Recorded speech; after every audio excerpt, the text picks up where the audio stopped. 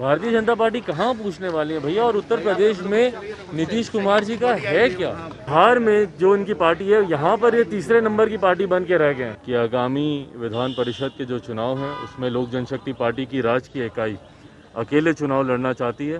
नमस्कार, आप देख रहे हैं लाइव सिटीज में हूँ आपके साथ शिवम। यूपी विधानसभा चुनाव में जेडीयू और बीजेपी का गठबंधन नहीं हो पाया है, जिसके बाद जो बिहार की सियासत है वो तेज हो गई है। आपको बता दें कि इसी को लेकर जब आज हमने जमुई से सांसद चिराग पासवान से बात की तो उन्होंने सीधे तौर पर बिहार के मुख्यमंत्री नीतीश कुमार पर हमला बोला है। और साथ ही साथ चिराग पासवान ने आज एक बड़ा ऐलान कर दिया है और साफ तौर पर कह दिया है कि बिहार विधान परिषद की होने वाले 24 सीटों पर चुनाव को लेकर उनकी पार्टी जो है वो अकेले चुनाव लड़ेगी। क्या कुछ कह रहे हैं चिराग पासवान, पहले आप वो सुने। भाई तो जाना ही है उनको, अकेले उनको जाना ही था।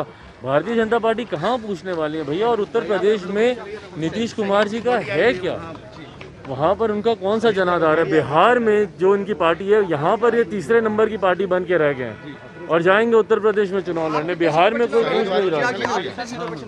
हम लोग अधिकांश सीटों पर वहाँ पे चुनाव लड़ेंगे। देखिए, आज शाम को 5 बजे इसी को लेकर प्रदेश कार्यालय में बैठक बुलाई गई है।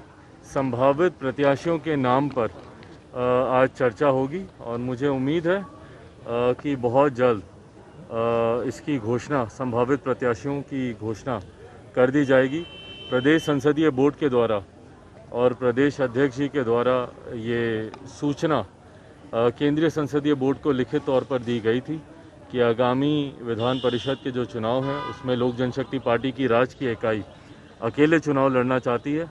उनके सुझाव के मद्देनज़र केंद्रीय नेतृत्व ने भी ये फैसला लिया है कि जो ये एमएलसी के चुनाव हो रहे हैं 24 सीटों पर, उस पर पार्टी अकेले ही चुनाव लड़ेगी। किन किन सीटों पर चुनाव लड़ा जाएगा और कौन कौन प्रत्याशी होंगे, मुझे लगता है 2-1 दिन में, आज शाम की बैठक में मुझे लगता है काफ़ी नामों पर चर्चा होकर फाइनल कर दिया जाएगा। बट मुझे लगता है 2-1 दिन में इस पे फाइनल मोहर लगा दी जाएगी। तो आपने साफ तौर पे सुना, जहां एक तरफ चिराग पासवान आज बिहार के मुख्यमंत्री नीतीश कुमार पर हमलावर थे और साफ तौर पे कह रहे हैं कि जब बिहार में 3 नंबर की पार्टी बनकर रह गई है जेडीयू, तो ऐसे में जेडीयू की क्या हैसियत है कि जो वो यूपी विधानसभा चुनाव लड़े। और साथ ही साथ चिराग पासवान ने यह ऐलान कर दिया है कि हमारी पार्टी लोक जनशक्ति रामविलास आने वाले बिहार विधान परिषद के चुनाव में अकेले चुनाव लड़ेगी और जो उम्मीदवारों की सूची है वो 1 से 2 दिनों में तय कर ली जाएगी। अब देखने वाली बात यह होगी कि जिस तरह से चिराग पासवान ने यह ऐलान कर दिया है कि बिहार विधान परिषद के होने वाले